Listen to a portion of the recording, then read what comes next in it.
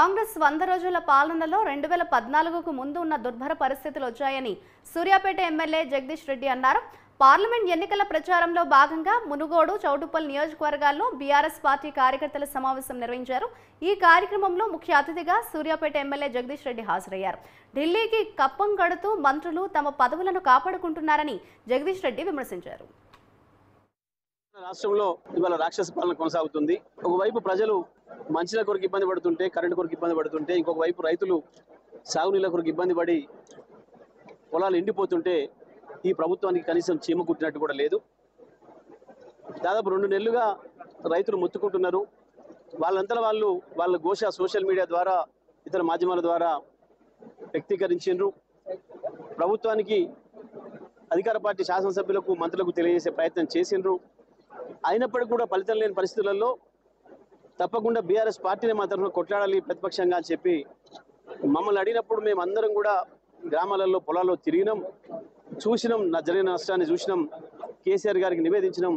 కేసీఆర్ గారే స్వయంగా రంగంలోకి వచ్చి తప్పకుండా ఈ పరిస్థితులన్నీ కూడా చూసి రైతాంగాన్ని ఆదుకోవాల్సిన బాధ్యత ఉంది. రైతులు ఇప్పుడిప్పుడే కుదురపడుతున్నారు. 60 సంవత్సరాలు దెబ్బతిన్న రైతులు ఈ 10 ఏళ్లలో కొంత ప్రయత్నం చేసి మేము ధైర్యం ఇవ్వగలిగినాం, వ్యవసాయ రంగాన్ని నిలబెట్టగలిగినాం. మళ్ళీ 100 రోజుల్లోనే ఈ రకంగా దెబ్బతినడం సరైనది కాదు అని చెప్పి ప్రజల తరఫున, రైతుల తరఫున వాళ్ళనే అడిగి మీరు ఏం కోరుతున్నారు ప్రభుత్వం నుంచి చెప్పండి, నేను ప్రభుత్వానికి విన్నవిస్తా ప్రతిపక్ష నాయకుడిగా అని చెప్పి రైతుల్ని అడిగి వారి కోరిక మేరకు ఎండిపోయిన పొలాలకు 25,000 రూపాయల పరిహారం ఇవ్వాలి ఎకరానికని, అదేవిధంగా ప్రైవేట్ అప్పులు తెచ్చుకోవాల్సిన దుస్థితిలో రైతులు పడ్డారు కాబట్టి రైతు బంధు అందరూ కూడా వెంటనే ఇవ్వాలి, 2 లక్షల రుణమాఫీ కూడా చేయాలి, 500 బోనస్ ఏదైతే ఇస్తామంటున్నారో ఇవాళ ఎండిపోగా మిగిలి ఉన్న పంటకి ఏదైతుందో ప్రతి క్వింటాలకు 500 బోనస్ ఇవ్వాలి అని చెప్పి ప్రభుత్వానికి విజ్ఞప్తి చేస్తే కనీసం దానిపైన మాట్లాడకుండా దుర్మార్గంగా ముఖ్యమంత్రి ఏమో లాగిపుతా అంటాడు, ఇంకొక మంత్రి ఏమో బొంద పెడతా అంటాడు. రాష్ట్రంలో కాంగ్రెస్ పార్టీ ఇచ్చిన హామీలు నెరవేర్చినందుకు ప్రజలందరూ కూడా కేసీఆర్ గారి నాయకత్వం వైపు చూస్తారు. ఒకటి, కాంగ్రెస్ పార్టీలో ఒరిజినల్ కాంగ్రెస్ వాళ్ళ కన్నా పారాచూట్ కలుపు మొక్కలు వచ్చి ఎక్కువ చేరినాయి. టైం రాగానే కాంగ్రెస్ ఒరిజినల్ కార్యకర్తలే ఈ కలుపు మొక్కలను పీకే ప్లాన్ చేస్తారు.